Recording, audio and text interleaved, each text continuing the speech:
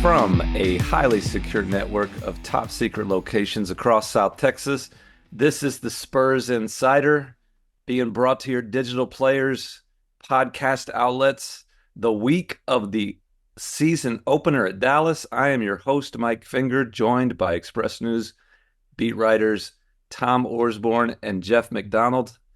And the guy everybody came to see, the guy everybody came to perform, has been taking it easy this preseason. Everybody expecting he's just going to turn it on, flip a switch opening night and be what he once was. And so I have to ask, Jeff McDonald, can you do it? No, I cannot. You can't just flip that switch. I'm not young anymore, like Victor Wembanyama. So it's harder for me to flip that switch, I think. Well, can Victor Wembanyama do it? If we just want to talk about the second guy, that's pretty difficult to do. You know, like seriously, they're asking a lot. What you're referring to is he's played in 2 preseason games. I think he's totaled about 39 minutes in those 2 preseason games. Hasn't looked great, which we don't care about because of the preseason and he's working out kinks, but he hasn't had a lot of time to work out those kinks. And then here we are opening night, like hit the ground running. It's crazy. When I talk about working out kinks, of all the players that played in more than 1 preseason game, so Victor played in 2. Can you guess who has the very worst shooting percentage on the entire roster of Spurs preseason? It feels like there's a leading question. It's Victor Wembanyama, wow, who made 1/3 of his shots in those 2 games. So it hasn't really looked in sync, and that's fine. But he's like we're alluding to, it's gonna get harder quicker. And I mean, and even just playing like 35 minutes or 30 minutes, like, is that going to be a test for him since he hasn't, like, that's what he totaled basically in the entire preseason. That's basically the competitive basketball he's played since France, since the Olympics. So how's all that going to look? I'll be interested to find out. Pop says he won't be in a rhythm to start opening night. Like, he just flat says that. So I think they're expecting a little bit of rust, and it's fair enough, I guess. And Tom, just to go back through the recent history that I think everybody is familiar with, but just as a reminder of why he had a light preseason, Victor did, going back to before his last year in France, it's been a lot of basketball played in a short period of time, from his last season as a pro there to the playoffs in France to the summer league when he was drafted to a long rookie season and then the Olympics. There's been a method to this madness, at least, right? Yeah, and they've got a pretty crackerjack outfit, medical staff, his people, Spurs people. The Spurs practice facility was touted as having the best medical facilities in the NBA, maybe in all of sports.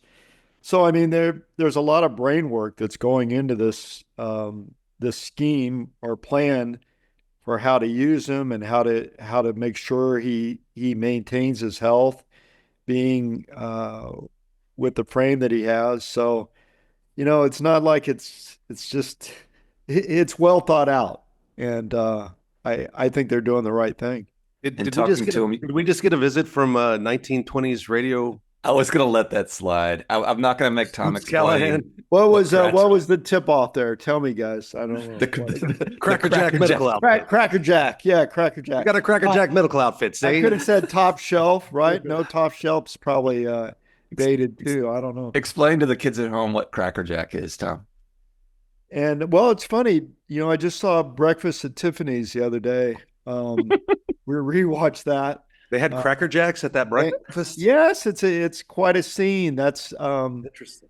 Yeah, he gets it's a long story, but a Cracker Jack box and a prize figures into the movie. Did they name that movie after that Deep Blue something song? That's going to go over, Tom said, but it makes me laugh. I know that song.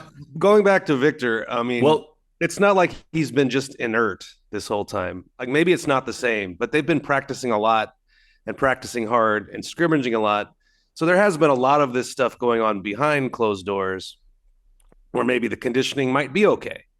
Maybe the rhythm will be a little better than we thought. We just haven't seen him, like us in the public have not seen him on the floor very much since the Olympics, and it hasn't looked great. But they've been practicing their rear ends off. So if that counts for anything, they've done something.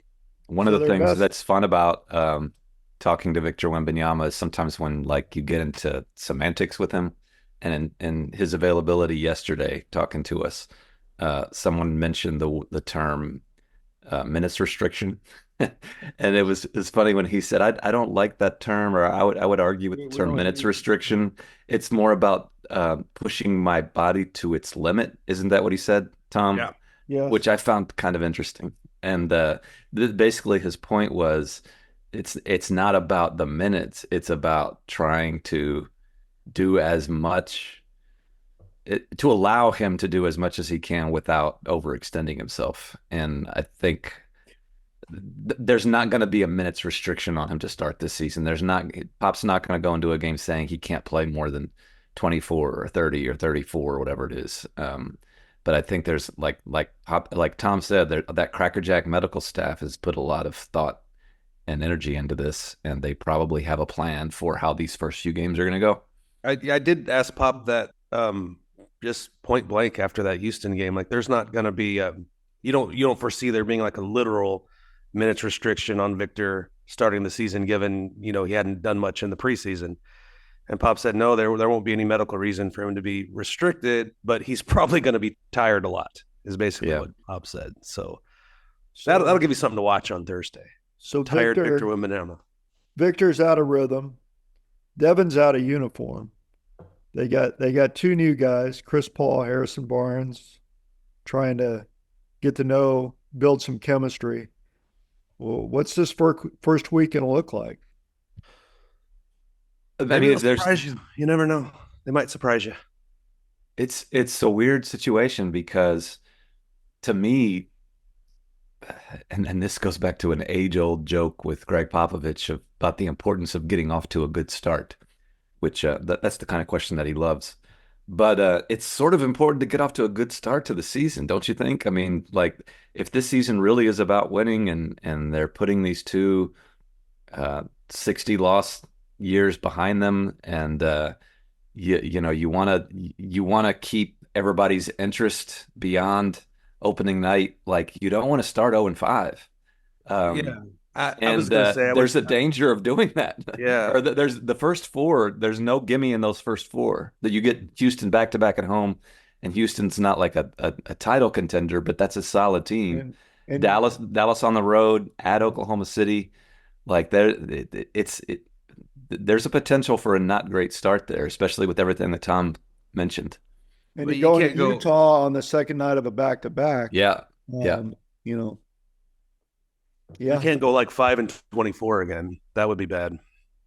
I guess we can get into that. I wanted to use this week's show to kind of make not necessarily specific number of record predictions or whatever, but just in general predictions about the season, what we expect, and what might be considered to be less than a success. And I think Jeff hit on a key point there, where like one thing you do not want to happen with this team is a 5-15 start where everyone's just kind of out of it from the first couple of months. I don't think you need to be 500 at Christmas. I don't think you need to be in a playoff spot heading into the new year, but you don't want to be just completely out of it a month or two into the season. And, I think you want to stick around, like within like shouting distance of 500. Yeah. Like where it's just not abysmal. Right. Like don't have an 18-game losing streak again. That would be a good goal. Well, I think we've hit on a big this is going to gain all kinds of attention, this podcast, when we say that cannot happen in another 18-game losing streak. That's an attention getter. It can't happen. I think you're right. Or what? Or else people will be mad. Oh, well, that's true. Uh-huh. Looking at the first 3 weeks of the season, People at home don't have the schedule in front of them, but I don't have it yet. but- You're gonna have to let me. But at Dallas, 2 at home against Houston, at OKC, at Utah should be a win this year, considering where those two teams are headed. The Spurs heading up, Utah maybe not stressing the winning so much. But as Tom mentioned, it's the second night of a back-to-back. Okay, does it matter to you that Houston's game in the Spurs home opener at San Antonio is a back-to-back for the Rockets? That could. Like, if you're going to play one, don't you have to play the other? I mean, That could. I expect Spurs to win the home opener. All the excitement that'll be around that. Their first all right, you got victory last year was Houston at home. But those aren't gimmies. You get some breaks in November, though. Well, you do, but November starts with Minnesota at home. But then look at the rest of it. At the Clippers. The Clippers with Houston. who? The Clippers are going to be one of the worst teams in the West, probably. It's still an at the Clippers. That's true. Like, it's an at. That's true. West Coast time zone, the new Intuit Dome. Okay. Excited to be making a trip to that. Portland's abysmal. Utah, you get Utah again. You get Washington. Right. You're right. You got, man, you play Utah 3 times in the first month of the season. Now, is that a good thing? 4 times. You get them all. I'm just realizing this. You get them all basically before Thanksgiving. That's a good question. That's a good thing or bad thing, because you're getting them while you don't have Devin Vassell and they should have Devin Vassell. You could have Devin, but you're still working out the kinks of bringing in new guys, of Victor shaking off the rust, of if Devin comes back, he's probably not going to be 100%. Would you rather get those gimme wins later in the year? I think all that aside, I would just rather have them spread out. I wouldn't want to play the same team 4 times in a month. I think you're right. Even if none of what you just said was true, I still wouldn't want the same team 4 times in a month. Well, let me ask you this: if the first week of the season, those 2 Houston games where you feel like you need to win at least one of those, basically the games in October before Devin Vassell gets back, if the Spurs have a hero in those games that's not Victor Wembanyama, the guy who steps up and makes sure you grab that home opener against the Rockets, or you steal one at Oklahoma City, or you win the back-to-back against Utah, who's the guy that steps up alongside Victor in that situation and really makes a difference? Chris Paul. Yeah. As a scorer, as a distributor, as just a leader. As as bringing calmness late in crunch time. There you go. Making a play in crunch time will be the difference. Jeff, do you concur? That was going to be what I was going to say, yeah. But you could also see maybe just a weird, 4 or 5 3-pointer game from Julian Champagnie, where you just get one of those sort of random explosions. Maybe Keldon has a huge game off the bench, something like that. Speaking of Julian Champagnie, Tom and Jeff and the whole media crew were peppering some of the guys who talked yesterday with questions, trying to get people to commit on a starting lineup. And although no one has done that, it seems pretty evident what we're going to see. Yeah, I think we know at Dallas on Thursday. You're going to have Chris Paul at point guard. You're going to have Victor Wembanyama at center. You're going to have starting forward tandem of Jeremy Sohan and Harrison Barnes. I think it's up to it's in the eye of the beholder whether one is the 3 and one's the 4. You can pick your order there. And then at the 2, I think you're going to see Mr. Julian Champagnie, aren't you? Yeah, I think that's pretty evident. Yeah. I think that's a good guess. And Champagnie's had a good preseason. Yeah, he's been great.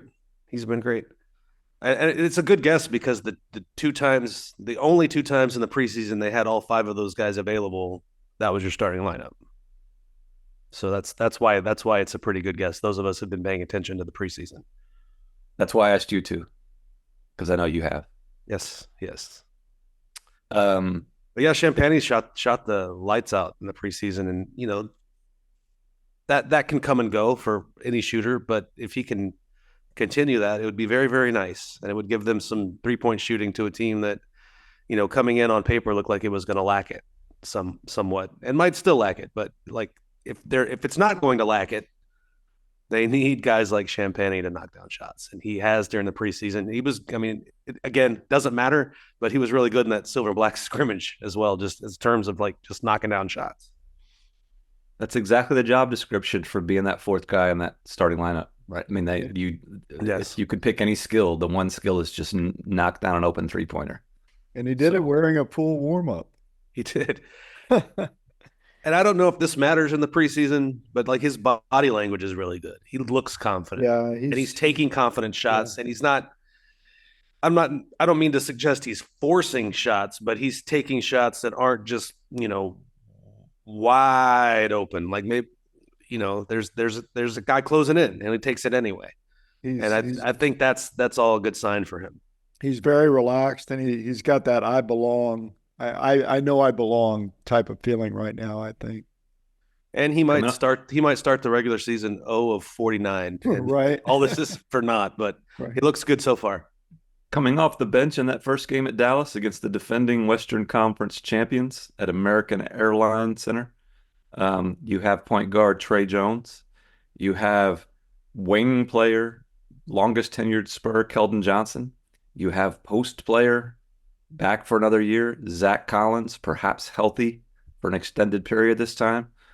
You have the rookie, Stefan Castle, probably playing a little bit of off guard, maybe a little bit of guarding the other team's wing players, like threes. He can do that. Maybe initiating the offense every now and then as a point guard. But those are four guys who we're really confident we're going to see off the bench in the first half of the first game of the season. And then there's that smorgasbord that we've talked about in previous preseason podcasts of guys who might fit into that 10th role before Devin Vassell comes back and are fighting to stay in the rotation even beyond that. Of that smorgasbord, who do you want to pick first to discuss, Jeff? Well, I guess Blake Wesley, and here's why. Okay. Those of us who've been paying attention to the preseason realize the Spurs had one game of the 5 where they had their entire opening night roster available. So that's everybody you can name except for Devin Vassell, who's going to be hurt opening night. And so they that was in Miami, the game Tom covered. Pop basically in the first half played it like he would play a normal game, and it was the 9 guys you mentioned, and then Blake Wesley played like 3 minutes of the first half. And then the second half is when you got into your Blake played some more, and you got into your Mamus and your Malachi Branhams, Charles Bassey sort of thing. So that tells me where they're leaning. I would also say, like, when you're talking about a rotation, it can change night to night, week to week, even within the flow of the game, depending on how a game's going, how matchups look. But I think the 9 guys you mentioned are pretty solid, and then that 10th guy will kind of vacillate, whatever you want to call it. But they one thing I'll say, they love that look they would use in the preseason every now and then with Blake Wesley and Stefan Castle defending for together. you to say. Exactly. Throw in Trey Jones. Like they just love that defensive look that just disrupted everything, and so I think we'll see some looks at that pretty early. Maybe when a game looks like it's not going great or the offense is stalled, maybe you stick those two on an opposing backcourt, create some turnovers, create some easy offense that way. So that's kind of where the bench is right now. We don't talk about him much on this podcast for obvious reasons because he's been hurt. But I'm curious, Tom, what do you expect from Charles Bassey this year? Is he just going to be a use when needed type of guy? You know, that bottom 5 on the bench that gets a few minutes here and there, or could you see him becoming a regular, backup big guy?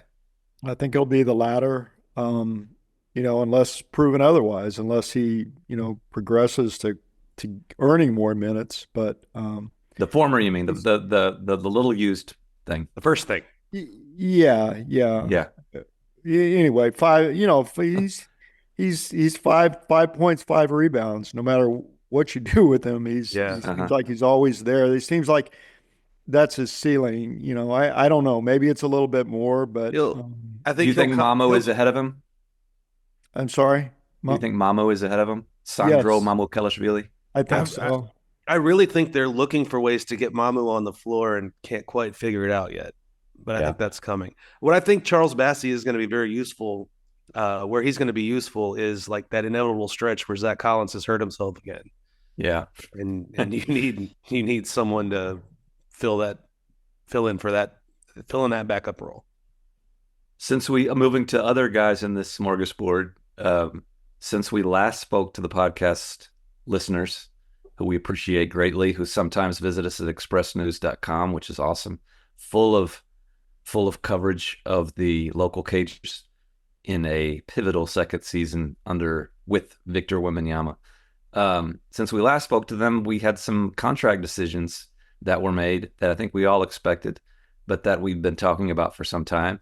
The two notable ones were that another year option was picked up on both Blake Wesley and the aforementioned Malachi Branham. What do we think about that?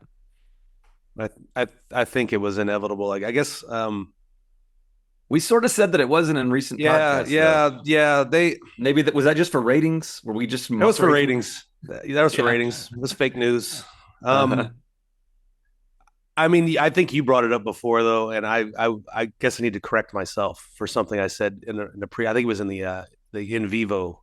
The Lonnie Walker thing. Yeah, you said that teams normally just pick up that fourth year option, and that's true. That's true. Teams normally do. It's cheap money, cheap labor. And I kind of said, well, yeah, that's true, but the Spurs don't always. And I mentioned Lonnie Walker, but that actually wasn't true. They did pick up Lonnie Walker's fourth year option. They just didn't extend him past that fourth year. Is what I recalled in my old and addled brain. So Lonnie Walker's available again. Apologies to everyone. Yeah, I saw that. Poor guy. Did not catch on with the Celtics. I think he's going to end up in the G League. He's in the G League, which is nuts. Yeah. Talented guy, likable guy. Hope it works out for him. It's just that just shows it's how hard it is to get a roster spot in the NBA. Like that's a talented dude, not a bad team. It's sometimes you hear about talented dudes flaming out because they're bad teammates or whatever. People like him. Yeah, he does things well. He can make a shot. He can run like crazy. It's just hard he to had get those a job flurries where he could just go get 18 points really fast, but they were few and far between, and defensively never really caught on. But it is interesting because you'd hear Spurs fans talk about how misused Lonnie Walker was, and the Spurs are blowing it, but he hasn't caught on anywhere else either, Yeah. So I don't know. It seems like, I mean, not to be harsh, but it seems like more of a Lonnie Walker issue at this point than a coaching/usage issue. And that seems really harsh. Sorry, just kicking. You didn't mention the other transactions though. They also picked up Jeremy Sohan's option, and the move that is going to get Brian Wright the Executive of the Year award is they picked up Victor Wembanyama's third year option. Yeah, he's got to work to get that fourth year option picked up. I'm told that on Victor, like that was like they had to call a big meeting, like everybody in the staff like had to meet in the big room, RC, Pop, people you've never even heard of, and it went down to the wire. There was just shouting, like people really against it. But eventually cooler heads prevailed, and they will pay Victor Wembanyama a pittance for it took some crackerjack brain power to make that call. I heard the whole ownership group got flown in from all over the country. I mean, even Michael Dell's in there making pitches. Crazy. Well, they had Michael Dell use like an AI model like to project future Victor Wembanyama stats to make sure that it would be worth it to pick up that third year option. It just said he's good. Yeah. Yeah. Well, anyways, good move. It's a good move. We got to give credit where credit's due. We've covered darn near the whole roster in these 20 minutes so far. I think we've mentioned almost every name. Is there a Spur who's on the roster that we have not even mentioned? We've been exhaustive today. Let's see. We have not mentioned the two-way guys. We did not mention Riley Minix getting a big two-way deal. There we go. That's a good one. Riley Minix is the reason they won 2 of their preseason games. I will contend that. Like garbage time is how you win the preseason games, and Riley Minix in those 2 games really picked them up in garbage time. He's proven to be a closer already. So do you think he's in the closing lineup with Chris Paul? No, but here in that spot, I mean, he came in. Pop claims he didn't know who he was, and he got on Pop's radar pretty quickly with his shooting, and lo and behold, he's got a contract, I two-way think contract. that you insinuated there that Pop wasn't telling the truth there. I'm gonna go Who against knows? I'm gonna go against the grain there and think and say that Pop genuinely didn't know who he Genuinely didn't was know. Yeah, until he probably showed so. up. Probably so. Like I don't think the two-way race was a top Pop's focus there back then. But He's hey, probably wondering if they found he Riley might turn Minnick into in something. AQB. He might turn into something. Who were two-way guys? The two-way thing doesn't have a long history in the league. That was just started maybe within the past decade. Is that right? But what have there been two-way guys who sticks out among the I mean, Spurs just on that this roster, like Mamu started as a two-way guy in Milwaukee. Mm-hmm. Charles Bassey was a two-way guy, Charles Bassey, both in yeah. Philadelphia and here. So it can happen. Yeah, the guys come up and stick. There's probably even better There is, examples across the league, but I'm Spurs centric, so yeah. All right, here's Um, two, and I googled it, so I'm cheating here. But Duncan Robinson, Alex yeah, Caruso, yeah. Alex Alex Caruso. Caruso, like an elite player now, all of a sudden. yeah, yeah. That's a two. That two ways have been along that long. You're an old man, sir. Are we? You're an Or old is man. Alex Caruso a two-way player in that he plays offense and defense? No, Is this? let's see. Austin Reeves, Austin Reeves He was a cashed good in, one. got rich off a two-way deal. It can happen. We shouldn't discount Riley Minnick yet. Naz He could, Reid, Lou Dort. Lou Dort. Tom's just loading this podcast with names. Riley Minnick should feel inspired. Another player who we mentioned just real quickly in terms of the starting lineup, who spoke a little bit yesterday, was Harrison Barnes. Want to get back to him because he's played, as Jeff has mentioned on the podcast, and somebody brought up with Harrison yesterday. He's played 82 games 2 years in a row, and Not only Spurs that, started 82 started games 82 games years in a two row. 2 years in a row. That doesn't happen with San Antonio Spurs very often. Partly because they know how to give guys rest every now and then. Then you also have the dynamic that Harrison Barnes is an older on this team, definitely older. He's only in his early 30s, but like, is he going to be part of the nucleus for years to come? And if he's not, like, does he hold on to that starting role all season? He's very I don't know if magnanimous is the right word, but when asking him says the about right stuff things. like this, he says the right things that he wants. Whenever the trade discussion started over the summer, the trade that brought Harrison here to allow the DeMar DeRozan deal to go down in Sacramento, Harrison was on board with coming to San Antonio. It was either him or Kevin Herter, and Harrison Barnes wanted it to be him. He wanted to come to San Antonio. I think he waived a trade kicker in his deal to make sure that it could happen under the salary cap. And when I asked him yesterday about what Pop had told him or what the Spurs had told him about his role here, he said it was very simple. He was just going to do what the Spurs were going to use him however they wanted to use him to win, and he was willing to do that.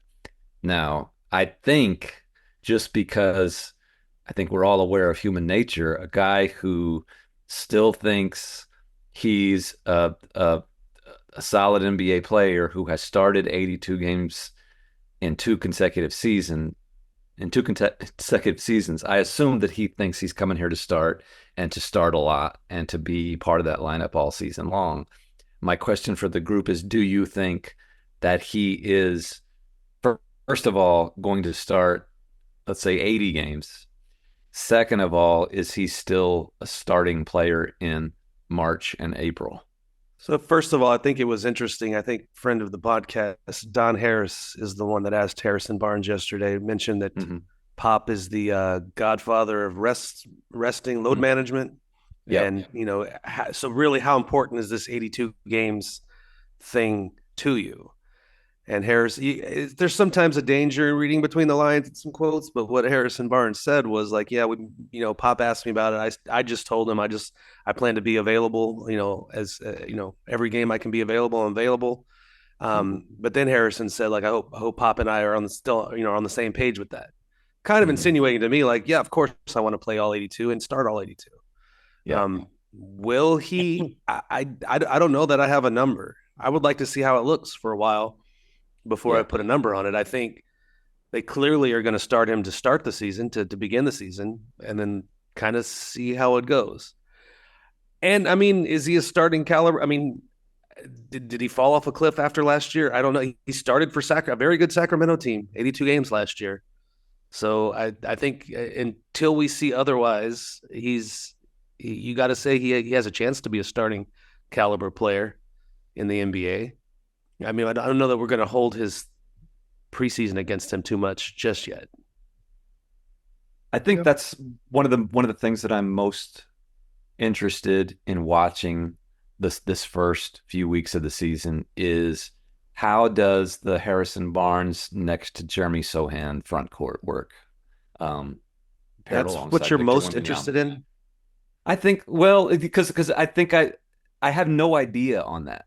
The other thing, like Victor is Victor and Chris Paul, you know what you're going to get from Chris Paul.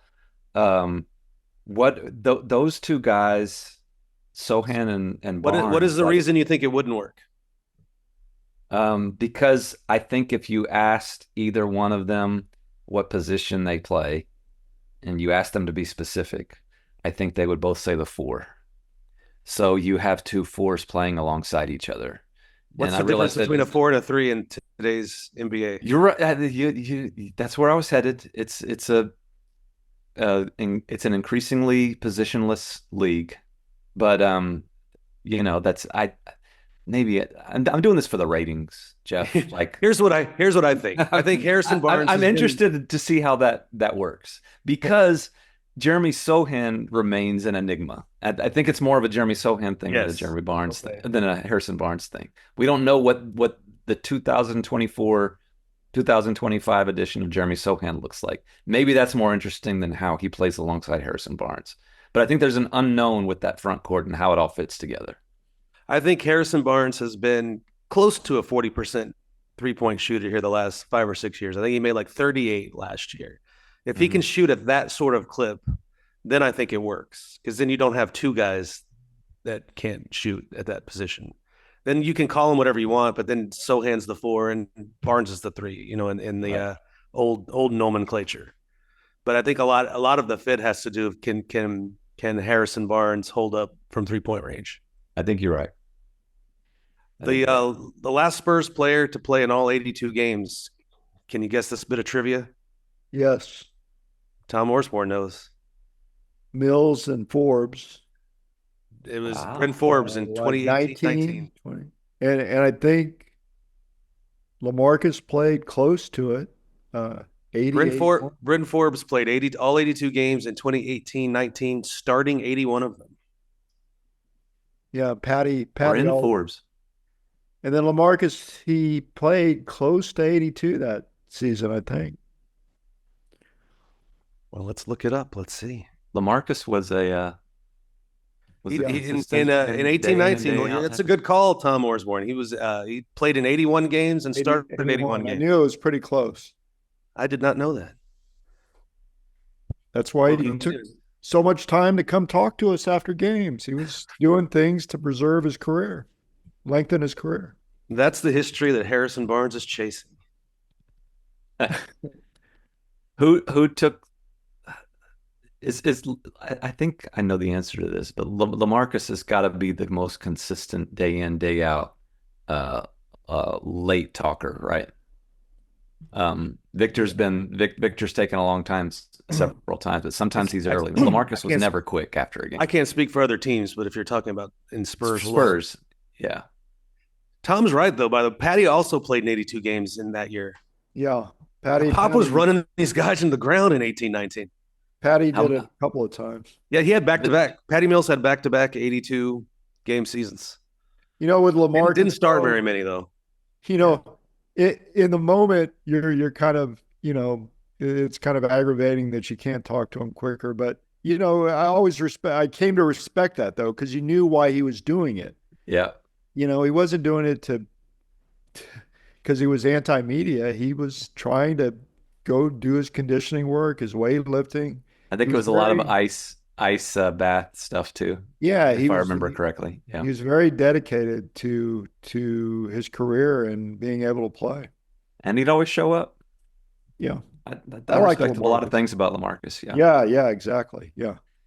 Well, the next time we talk to the listeners, we'll have games under our belt, games that matter under our belt. And that'll be the last week. Last week we did predictions for the whole season.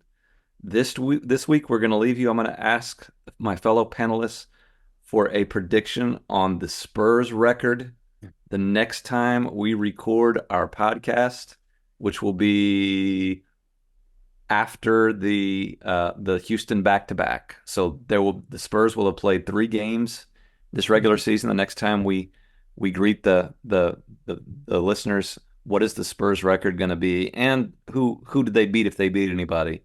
Jeff McDonald. I'm going to be a little difficult. They could play Dallas, Houston. Mm-hmm. I'm going to be a little difficult. I'm just going to give you. Well, I'll tell you. I'll answer your question. Then I'm going to just give you a different answer. Okay.